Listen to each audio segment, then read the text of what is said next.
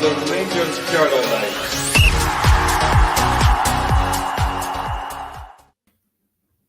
Good evening, Rangers fans. How are you? My name's Ross Graham, and I'm your host for the Rangers Journal this evening. I hope you're comfortable, had a good day.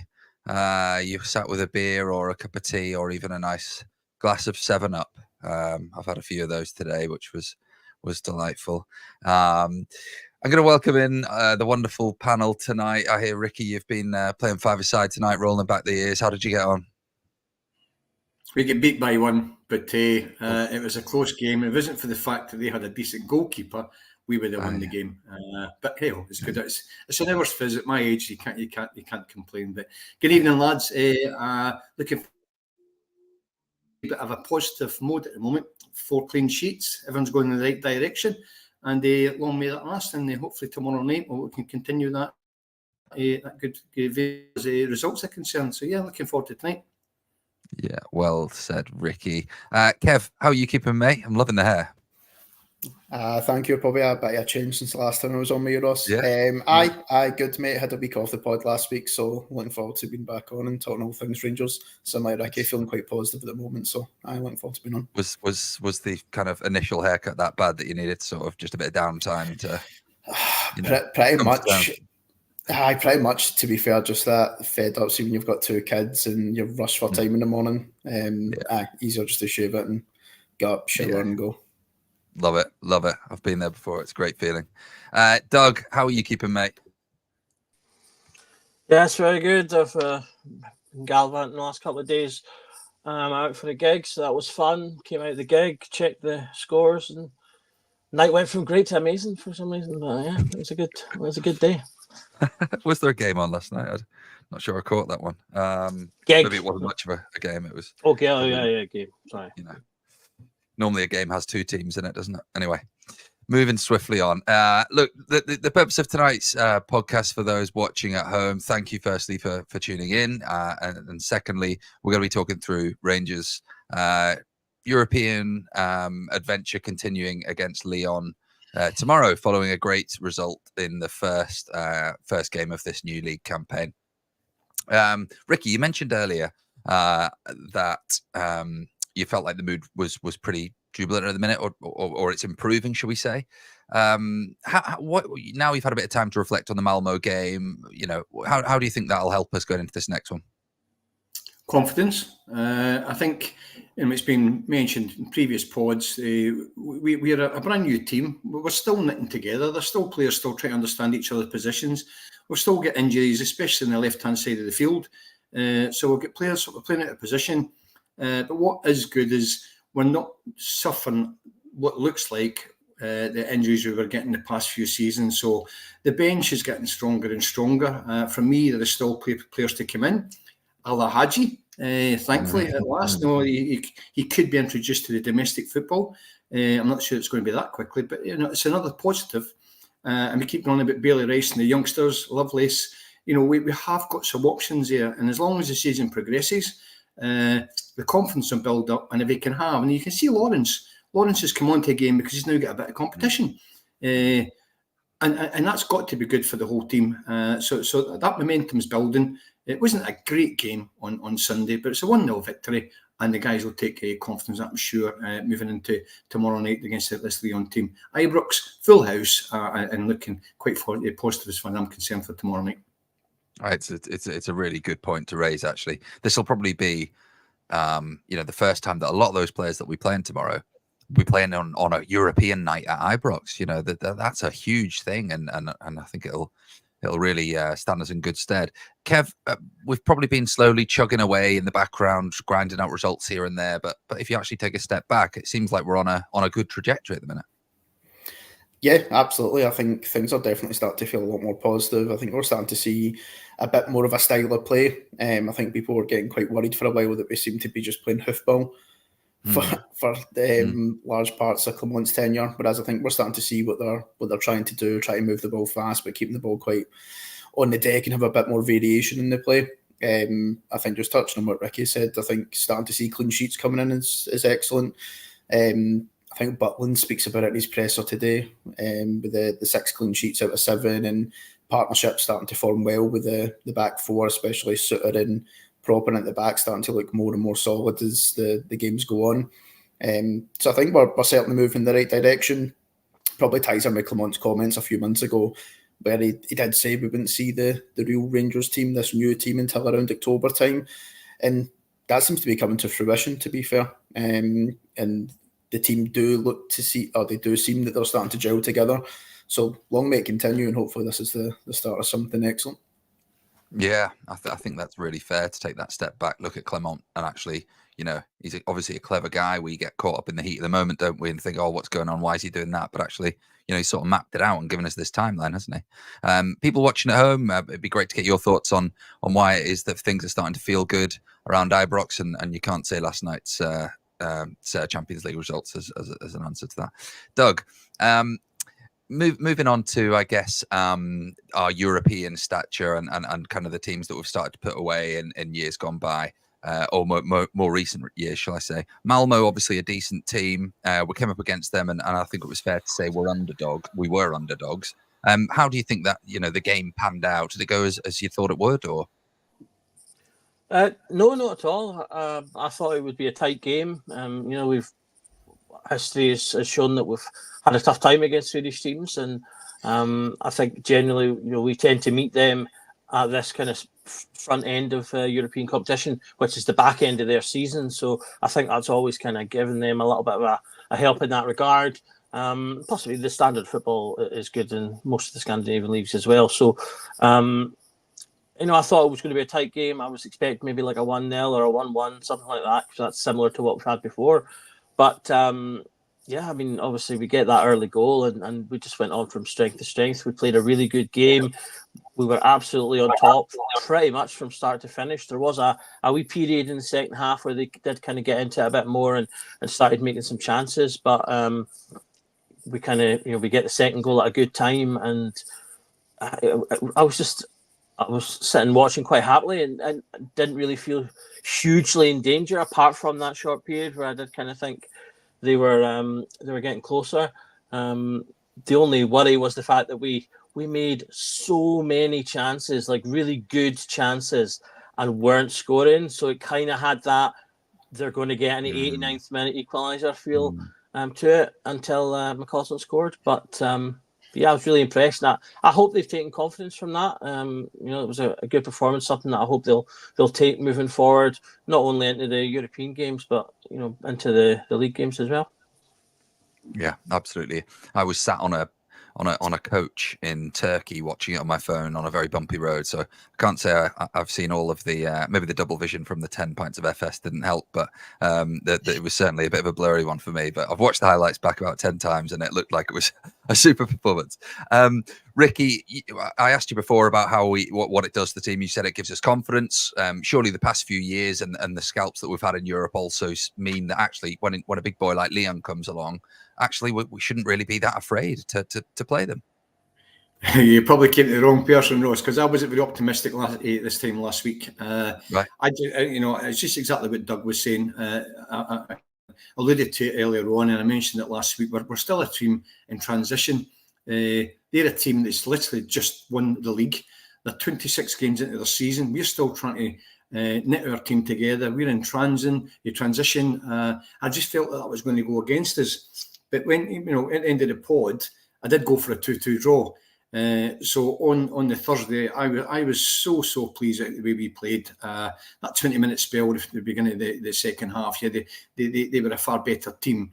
But we sort of rode that period, and that first half was just as good as what we've seen in any. And Malmo no mugs, by the way. They're a good side.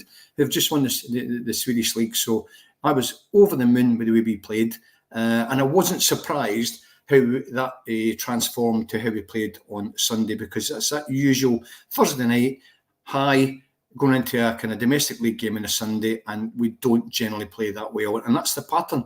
So it doesn't surprise me that we never had a great game, but the resilience we showed on Sunday, cracking goal, they had that height advantage, and they used that well, to be fair to Hibs. But we got the 1-0 victory, and we move on to tomorrow night. So yeah, it's all looking quite good. Kev, it was mentioned earlier, I think Doug said that we created a lot. And look, I think this is probably if there's one flaw that we can probably pull out in recent games, albeit we've been tight at the back and look comfortable for long patches in the game, it's putting teams away. It's making sure that is a 2-3-0 at half time, which, against Malmo, it could well have been. What are we doing wrong? I think it's just being clinical in the final third. It seems to be the problem. I think I can only really make one game of note in the last couple of seasons where we really have put a team away, and that was Ross County a month or so ago. And that was great. It was a great game to go to. It was great to see so many goals.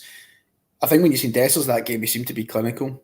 I think at that point, I thought I'd seen a change in Dessers. I thought we'd seen a new and improved version of him, and I thought we were going to see more of that to come. And that really hasn't came to fruition. I think it's not solely just down to Dessers. I think sometimes our decision making can sometimes just be off in that sort of final area. Probably the main example I can think of Malmo is when Dessers squares it across to Bajrami, who then tries to square it back again rather than just taking a shot. I think we're sometimes just indecisive in the final third, as well as at times, I think Paul would mention in the comments there, just not clinical enough. And I don't think that solely lies on Dessers. Czerny misses a golden opportunity as well, where he's through one-on-one with the keeper against Malmo. I thought we had multiple chances in that game, really, just to put it away. And we created enough chances to do it. I thought we looked comfortable throughout the full game. But yeah, I think it's just a bit of a mixture. I think one, just lacking that composure in front of goal at times, but then just sometimes just not making the right decision. Maybe the likes of a Hadji or whatever coming in could make that difference up there. Obviously Lawrence, if he can get himself into positions more and more often, which seems to be the case, he probably does seem to be someone that does have that bit of composure in the final third. But yeah, long answer to say lack of composure and potential just indecisive at times. Would you say, Kev, that it's encouraging that we're creating the chances? Yeah, definitely, because I think at the beginning of the season we probably just weren't creating enough chances, and I think a lot of fans were saying it. I think we sort of lacked a clear identity of how we want to play and how we want to create chances. I think it's a good thing that we're now creating them, and I think probably the more and more we get, maybe we just need the likes of a Dessers or a Bajrami or a Czerny to get a run of games of scoring, just to get that sort of confidence up and that sort of belief when they are through one-on-one in goal, or when they do get a chance cut back to them, that they put them away. I think it will come. I don't think we'll be that unlucky for such a long period of time where we'll continue to miss these chances. I think the more we create, the more we will score. I think the critical thing is we just have that extra bit of composure, though, in games like tomorrow night, where the chances probably are going to be limited in comparison to what we might get in the league or against maybe a Malmo, in all respect to them. Yeah, I think that's really fair. I think you made some good points there. Doug, I want to cast you back to the year 2007. And I'm just going to propose a little quiz for those watching at home. The first to type it in gets a vote of respect from me. And I need it in the goal scorers order. Rangers went away to Lyon, and we came up with a very famous victory out there. One of the ones I remember watching at home, and I was home alone at the time. And I can honestly remember I had my head in my hands like, what is going on? I think that Lyon team was completely star-studded with Ben Arfa and Benzema and Juninho, and just a ridiculous amount of good players. Well, Paul's in straight away. My question was going to be who were the three goal scorers and what was the order of them? But Paul has done that brilliantly already. Doug, I want to kind of cast your mind back. What are your reflections on that game? Do you remember it? Do you remember watching it? What were your thoughts at the time? Well, I was going to say I did spend a lot of that year very drunk, so I'm pleased that I can remember it. Actually, I did watch it in my students' union at the time. I can't remember if I was actually still a student or not. Was it 2007? Yes, it would have been.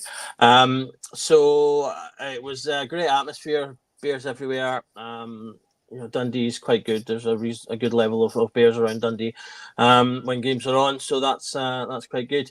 And it was a massive scalp. I mean Lyon, I believe at the time were champions then as well.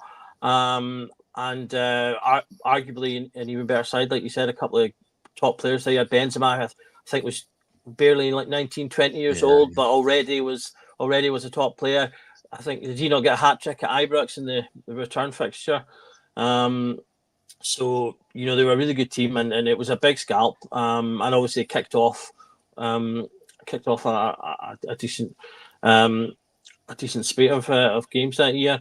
But yeah, it was just really good from the beginning when that Jiggs would spool a header, kind of put us to a good start, and yeah, I mean all 3 goals were good. The Beasley one in particular, I liked as well, and if we could recreate something like that, I think it would be a similar level. Although I think we're facing Lyon at a good time, given that they're obviously struggling or have been struggling a little bit. They're still a star-studded team. They've still got players, that cost more than our entire squad do. But I think it would be a similar level of scalp nonetheless if we were able to do something as strong as that in this game. Someone in the chat a little earlier pointed out, it's a few of our players. It'll be their first time seeing or hearing the Ibrox atmosphere for a European night. So I'm kind of hoping that we do get a really raucous one. Because touching on what Kevin was saying about composure and confidence, I think that's what Ibrox is what gives us that big advantage with those 2 things. The players, when they feel confident, they get that confidence from the crowd. That helps to breed a bit of composure. When you're feeling good and you're feeling, we're on this tonight, and that energy just gets through you. And we really thrived on that, obviously, when we had a run before. So if we can get that kind of feeling together, then anything. I genuinely think anything can happen. We've established ourselves as a dangerous team over the past 5-6 years in Europe, regardless of the pitfalls that we've maybe had in domestic games. We've been pretty consistently solid. Even when we've been poor during league, we still managed to go and perform well in Europe. So, I think if we could replicate something like that, it would be great, and obviously would really push us forward in this campaign. And we do have the ability to. When we talk about putting teams away, we 8 games last season, we scored 4 or more goals. So we do have the ability when they get into that kind of feeling and that kind of bit of confidence. We just need to get it a bit more often. Them across the road, they've got that kind of confidence right now, so they go multiple games, hammering teams 4 or 5. And if we could just get a run of games like that, then I think that again that could really push things forward for us. Ricky, Doug was just mentioning there about the Ibrox atmosphere, and it does feel like a while since we've had a big European night at Ibrox. How much do you think that will help the players? Your Barons, those that play under, with fire in their belly. How much do you think it could spur us on tomorrow night? Well, the 12th man, Ibrox, is undoubtedly a major asset for us as a club. We've proven that over many, many seasons. We are full house at Ibrox. It just gives you that edge. It just gives the flying buoyancy. That extra spur, that extra sort of a 10% that you maybe not have before the game started. You don't tire. You're going right to the 90 minutes. So even if you're down 1-0 down, the heads don't go down because Ibrox is just full, and just roaring you on from all edges of the stadium. So that 12th man, I mean, I've just seen a bit of the Villa Bayern Munich game earlier on there, and the atmosphere down there at the start of that game was incredible. And it's just got to spur, the Villa on, as it will do us tomorrow night when the Ibrox crowd get behind us. So yeah, it's a great sort of a lever to have, because we'll probably talk about this Lyon team as the pod goes on, but they're no mugs, by the way. I mean, I've got 1 or 2 sort of a stats here for them, but we'll have to be watching what they're doing tomorrow night. But the one thing I would say now is they're the West Ham of the Nottingham Forest of the English Premiership at the moment. They have totally transferred their team and have not settled down yet. So we're playing them at a good time. Kev, we'll come on to the Lyon team now. So there was a couple of players that I thought would be worth mentioning. So obviously keeper Lopez, very well experienced. Niakate at the back. Tagliafico, Ainsley Maitland-Niles, remember that name? Nemanja Matic, Jordan Vertu, Tolisso, Cherki, Said Benrahma, Wilfried Zaha, and Lacazette is the captain. I mean, if you were a Rangers player looking at that, Kev, how would you feel going into this game? Do you know what? I'd feel okay. I think there is some big names in there. You obviously mentioned the likes of Matic. You mentioned the likes of Lacazette. Two players that probably, if it was like 5 years ago, I would be more nervous about it. Of course, they are big names and they will come with quality. But also at the same time, I think with age, it comes to the lack of pace, potential at times. I think if you can keep them quiet and limit chances, it doesn't make me nervous. I think if I'm probably Tavernier tomorrow, I would probably be nervous coming up against Wilfried Zaha. I think that'll be a big test. I know our predicted lineup, which I think we're going to bring up tonight. I actually probably opted for Casa playing it right back ahead of Tav, to be fair. Not that I think Tav has been horrendous. I think he's actually began to grow game on game. I just thought I've liked what I've seen of Casa so far. I think he looks strong, assured, quick. I don't know if that's just what we maybe need tomorrow at right back up against Wilfried Zaha, who I'm presuming is going to come off the left. So I think that one makes me nervous. But I think the rest of the big names, listen, they're still good quality players. But I think if it was 5 years ago, I'd maybe be a bit more nervous. I think we've got a lot of youth and energy in the team that could hopefully subside that. Just on your point then, about Tav, do you not think Tav gives you the experience of these big games at Ibrox, winning these games? He knows what the crowd can do. He's been there. He's done it. Do you not think that's a balancing factor in this with the amount of youth we've got in the team? I suppose there could be arguments for and against. I just think if I'm just looking solely down to, from what we've seen of Tav so far, maybe it looks like he has lost a yard of pace. Zaha will, at points in the game, get the better of him tomorrow. And would it be handy to maybe have someone with a bit of recovering pace to come up against him that, yeah, we get it, he's a skillful player, he is going to maybe beat you in a 1-to-1, but can we have someone that's maybe going to have the legs to be able to come and recover the ball or trying to get in a good defensive position? I'm not completely going to be gutted if Tav starts tomorrow. I'm 95% confident Tav will start tomorrow and he will give you that experience going forward. I think from just what we've probably seen so far, I don't know if I would just be more comfortable with the likes of Casa potentially playing right back or even maybe Sterling as well. Obviously picked up a new contract midweek. Yeah, of course. Very, very good points. Doug, it'd be good to get your thoughts on that. Look, Casa played against Malmo and by all means gave a very good innings of himself. Do you think he's staking a claim for a start? I mean, yeah, definitely on that performance. It was a really good introduction to the team. He gave everything that I think you'd want. In terms of like the energy, he was the thing that really struck me was how attacking he was as well. I expected, a new player making his first start in a European game as well, that we were slight underdogs. You'd maybe expect him to be a wee bit more resistant, but he did not look phased in the slightest. Within minutes, he was like absolutely bombing up the park and making a lot of runs in and around Barami. So, yeah, I was really impressed. He's one of many who should have probably scored a goal as well. He got a chance near the end that he could have maybe scored. It was one of the slightly harder ones, so I let him off. But yeah, he could have got a goal on that as well. So the thing that I liked most about that, though, was that started me thinking about, he was playing on the left, but he's actually mostly right-sided. And then I was like, but he's also apparently meant to be a centre-back. He's played most of his time at centre-back. But we've also got Sterling right. And suddenly I was sitting there going, I've got so many players to play full-back right now that are all decent players.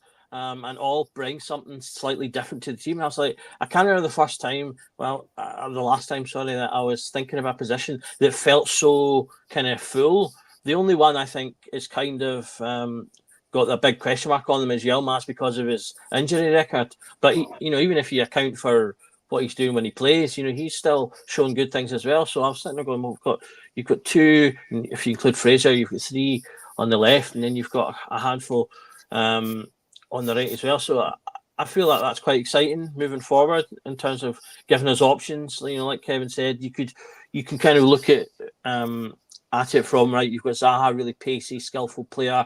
Maybe we should bring someone in who can kind of match that and recover if he does get past them.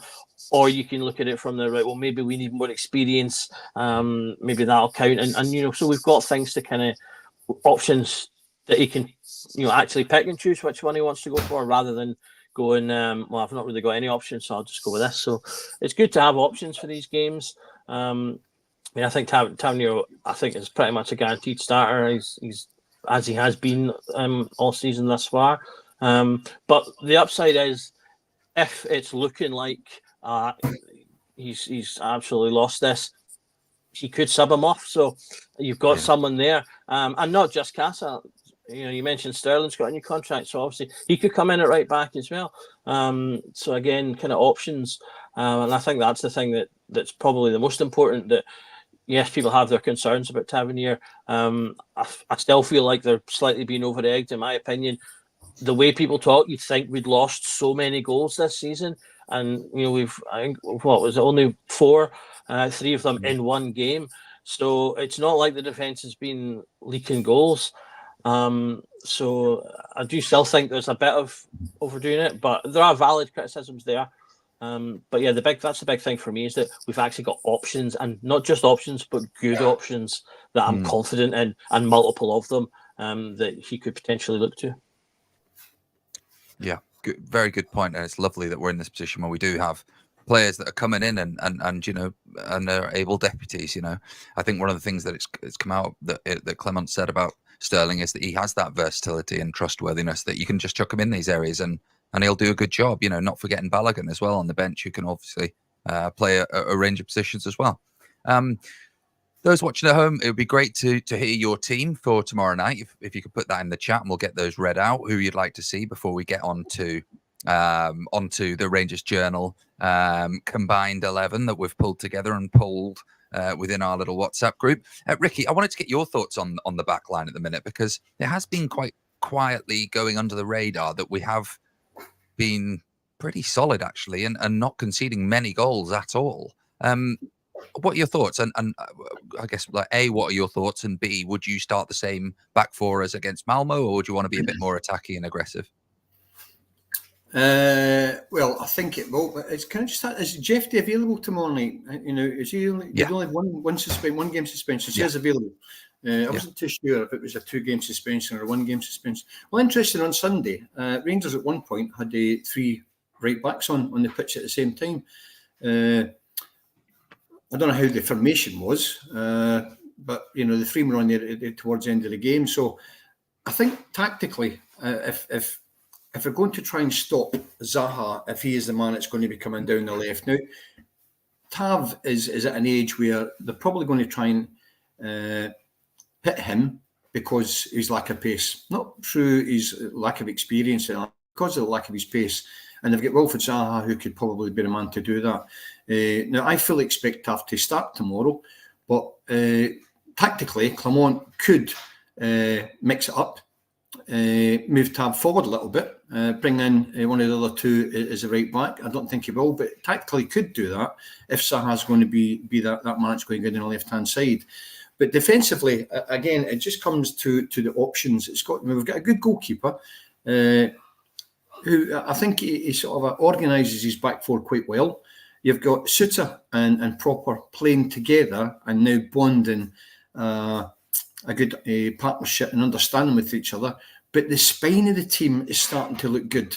Young Barron and Diomande when he's in. So when you've got a decent spine, you tend to sort of have that sort of resilience throughout the whole of the team.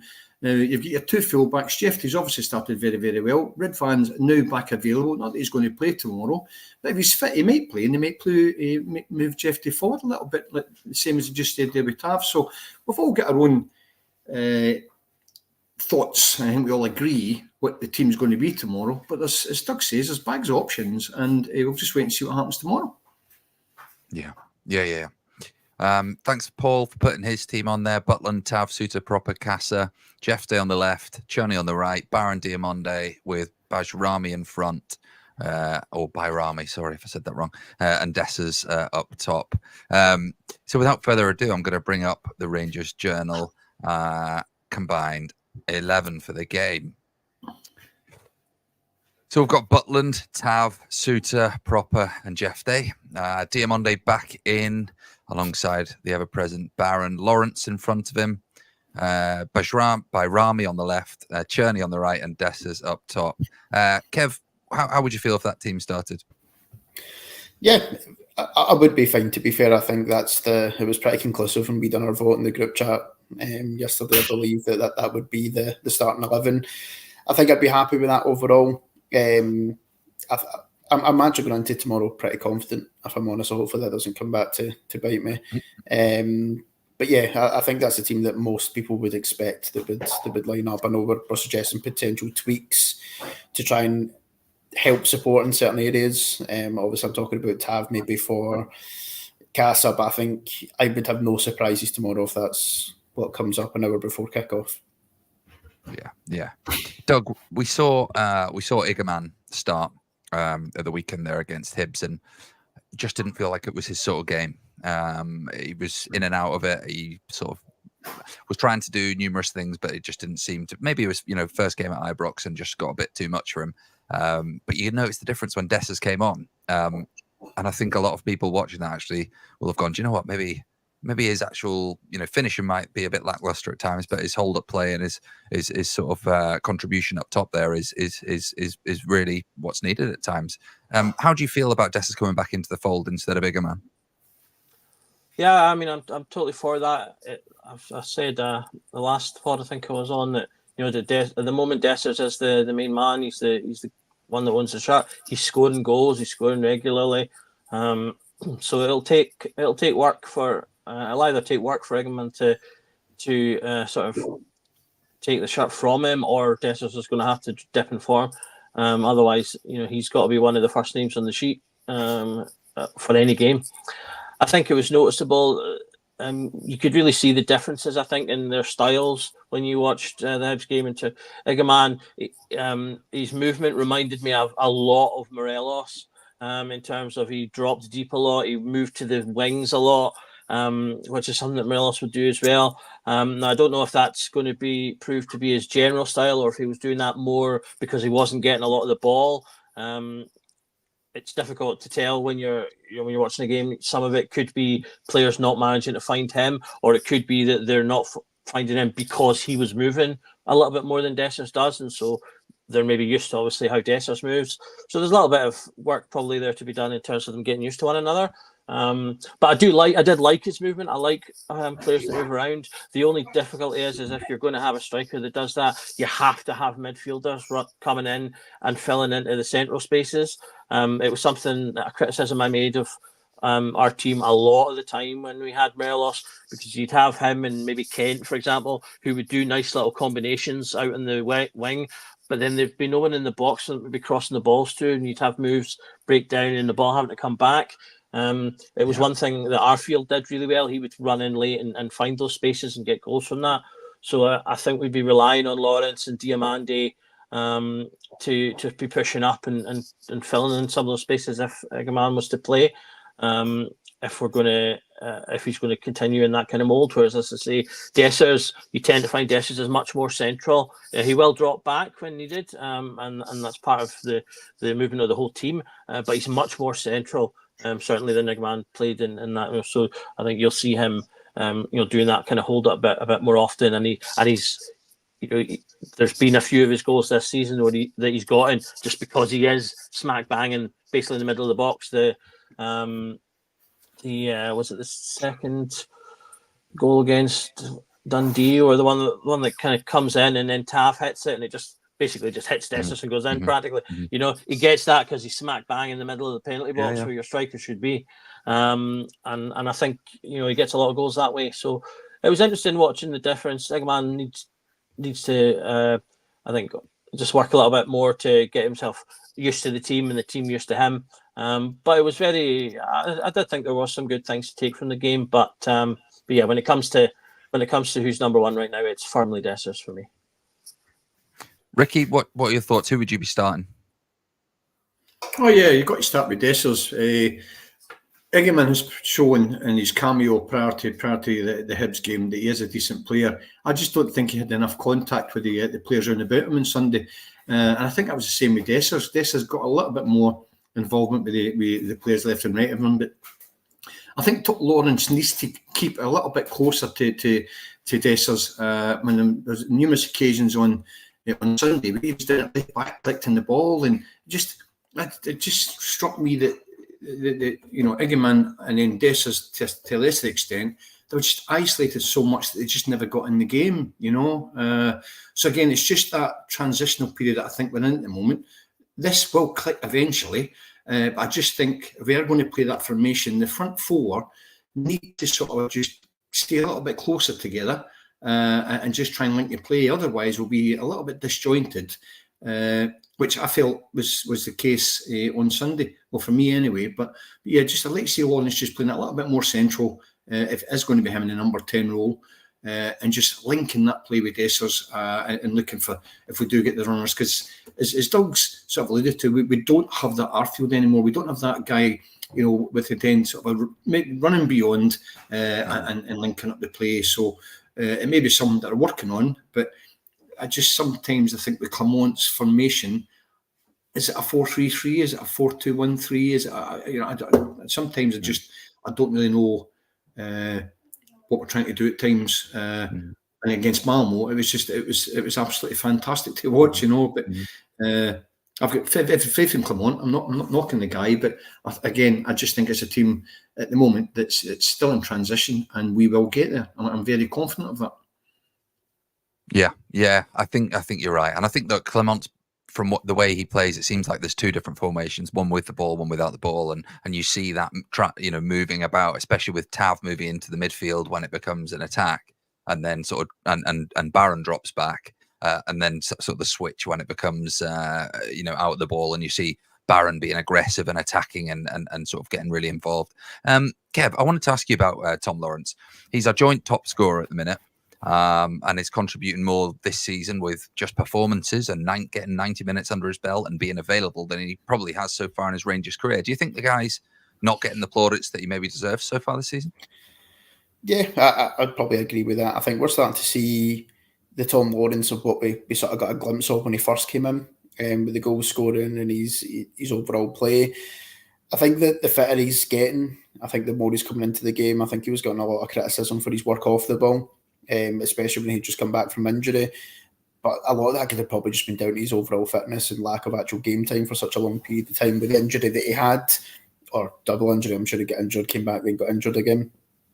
But I think he's contributing well. I would probably say he's like one of the most important players at the moment for us. I think the fact that he's joint top goal scorer probably proves that. I think we're seeing good bits of quality that we've probably seen from him throughout his career. That goal at the weekend is probably going to be hard to beat. For the season, I thought the quality in it was amazing. I think when you look at composure of players, I think he's definitely got it. We've seen some really nice goals. I think the goal against, was it Motherwell, when he's running through and goal and chips it over the keeper? Or was it Dundee United, sorry? Yeah, from home. He breaks sort of through and then dinks it over the keeper. He had a similar finish against Ross County as well. So I think he's got the composure and the quality to definitely go and make a difference. I think a fit Tom Lawrence probably will push for, not going to say the top goal scorer. I think Dessers will probably win that crown. I think he will really push Dessers towards the top goal scorer this season. And I think that's what we need. I think we need more goals from midfield. We need to move on from that reliance on Tav scoring the goals for us this season. And so far, it all seems promising. We seem to be getting goals chipped in from more places this season. Yeah. So far, I'm just long may that continue. And you're wanting 2 or 3 or 4 people getting over 10 goals this season. Yeah, I'd agree with that. Doug, Cherney's come under a little bit of pressure. He's shown glimpses of quality. He's clearly, a technically gifted player that's able to run at players and keep very close control of the ball. I think that's very obvious. Do you think he's done enough to start the game, Lyon, or would you be looking at someone like McCausland, who's come in and made a big impact and seems to be really up for it? It's interesting one. I do think he's been a little bit up and down. I thought, in terms of bigger games, he was particularly poor in the Old Firm game. He started quite brightly, so obviously got a goal. He got at least, I think he got an assist at Ross County, and he does show good things. He played well in Malmo, although again, he was clean through and should have scored with one of the chances he got. So it's been a bit up and down. I mean, he very much fits into what Kev was talking about in terms of he just needs to get a little bit more consistency, and the words just totally escaped me. What were the two words you said earlier?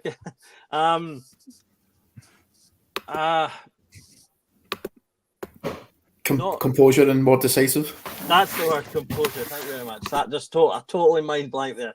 Yeah, and he just needs to find a bit more composure. He does seem to be getting in good positions, but a few times, he's had a couple of shots he skied a little bit, and then like I say that Malmo one, he really should be tucking that away. I think he'd have been better taking that round the keeper potentially, because the keeper had come quite far out for that. But I think I probably still would go with him. If anything, just to hope that he can build on that. I think he's still doing well enough, and I think McCausland's a really good option to specifically coming off the bench into a game, because he's pacey, he's young, he's been able to do that a couple of times. I think when he's come on and he's looked immediately dangerous against tiring defences, and so I think we could still get benefit from that rather than starting him. Whereas I'm not sure if Cherney comes on, you necessarily get that same effect. And so I think, I'd probably start with Cherney, keep the faith with him for now. But I would probably, if I was Clement, mentally be preparing to, get into that 60, 70 minute mark, depending on how the game's going. I'd probably have it in the back of my mind that I'd be looking to bring McCausland on as a bit of a weapon to inject a little bit of pace into our attack in the latter half of the game. Yeah, I think that's a great point. He definitely seemed to make an impact against, well, he certainly did against Malmo, and I think he brings that energy against tiring legs that would, especially with the Ibrox atmosphere, sort of soaking up that energy as well, that could really hurt teams. Hopefully by that point we'll have a couple of goals in our pocket anyway. Ricky, I'm just going to whiz around the team and just kind of understand who you think our key player is tomorrow night. Well, there's several, mate. It all really depends. I mean, I think Tav may be really totally key. If he plays well defensively and he can contribute on the final third, then great. But if Tav has a poor game because he's up against strong opposition, i.e., particularly down that side, then I think that's where the game could be lost and won for me. So it's key that we get the best of Tav if Tav's going to play. And Cherney's interesting one because he got a wee bit of stick off the fans and he reacted to that. And I hope the lad realises that all the fans want him to do was just turn me that ball and take the play forward, So I'm hoping he can learn from that and prove, because he's a good player. He's got the experience, and Doug's absolutely bang on. McCausland is a fantastic impact player. I don't want to label him an impact player, but at this moment in time, I think he's shown he didn't really start the game particularly well against Hibs. So at this moment in time, he is a good option from the bench. He's a great option for the bench, I'd add, but you have a definitely start with Cherney, and I think he's got one or two things he wants to prove after Sunday. So down that right-hand side, for me, is key for us if we want to be successful. Cool. Kev, who's your key player for tomorrow night?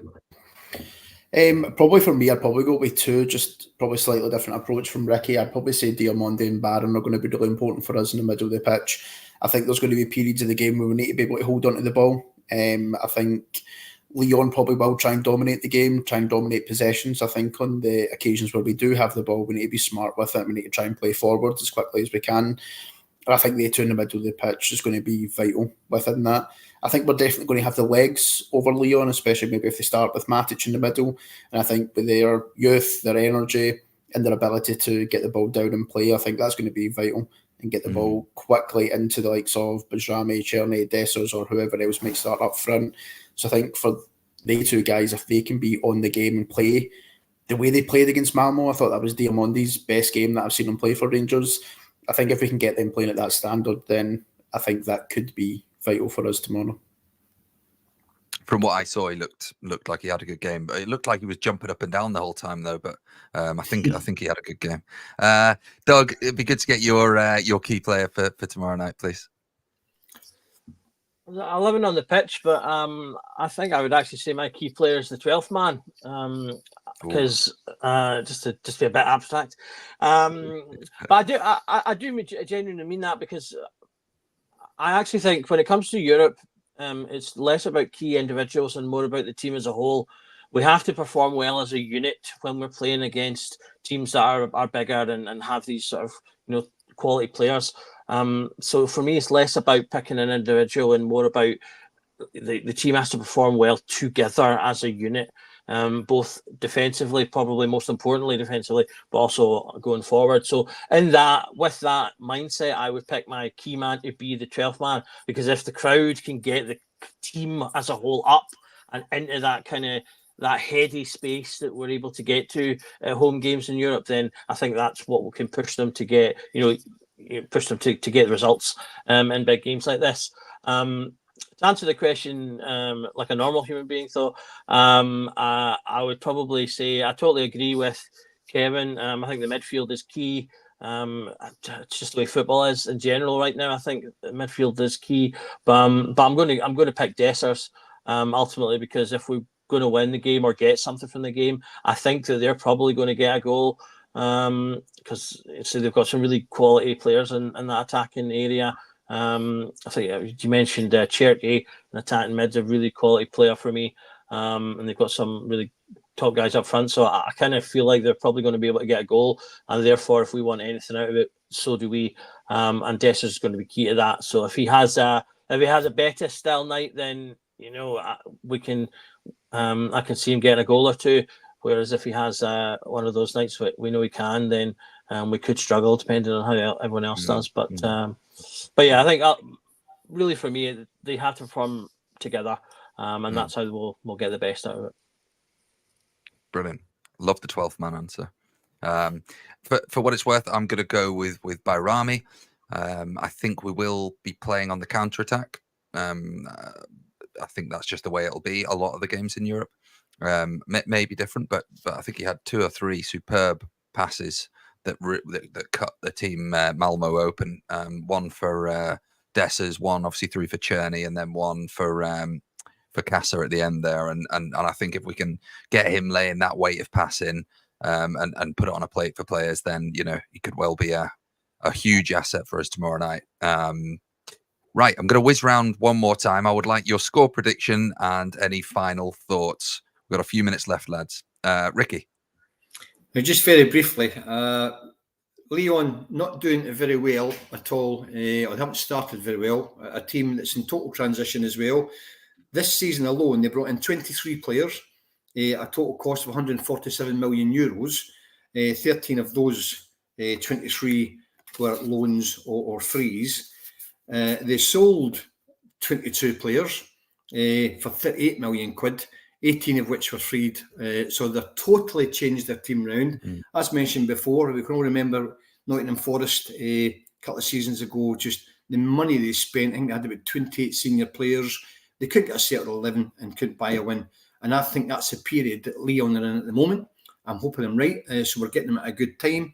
But all in all, this season alone, and that's not including the stars they had last season, they've spent 109 million euro to get where they are today. So they're no mugs. They've got some quality players, but the 12th man, I think, as Doug says, is going to be key to us. And collectively, if we can play as a strong unit, then why not 2-0 Rangers? Love it. Kev? 7-1 Rangers. Nah, but in all seriousness, I think Lyon will come. I think the atmosphere will be pivotal. I think we will spook Lyon tomorrow. I'm confident of Rangers 1. I'm going to go with a 3-1. I do think we will concede because the quality they do have, but I'll go 3-1 Rangers. Love it. Doug? I'm going to maintain their confidence. I'm going to say 2-1. Like I said before, I think they do have the quality to probably sneak a goal, but if we turn up and have one of the nights that we can on a Thursday, then I think we can still do that. Particularly given that Lyon are in a difficult period right now. If the crowd are on it, we can sort of dampen their confidence. Try and get that early goal would be great. That was another hallmark of our European run, getting the crowd up and then the early goal, and that just made it even worse for them. So if we can do that kind of thing, as I say, I'm quite confident we can pull something off. So I'm going to say 2-1, Dessers and Bayrami to score. Love it. And I am, Kev, I was thinking 3-1 as well. I think they will nick a goal maybe at the end, but I think you mentioned there, Ricky, about they're no mugs, but the pressure of that spend, the pressure that they need to succeed in Europe, they're not doing so in domestically, albeit they had a good result against Olympiacos.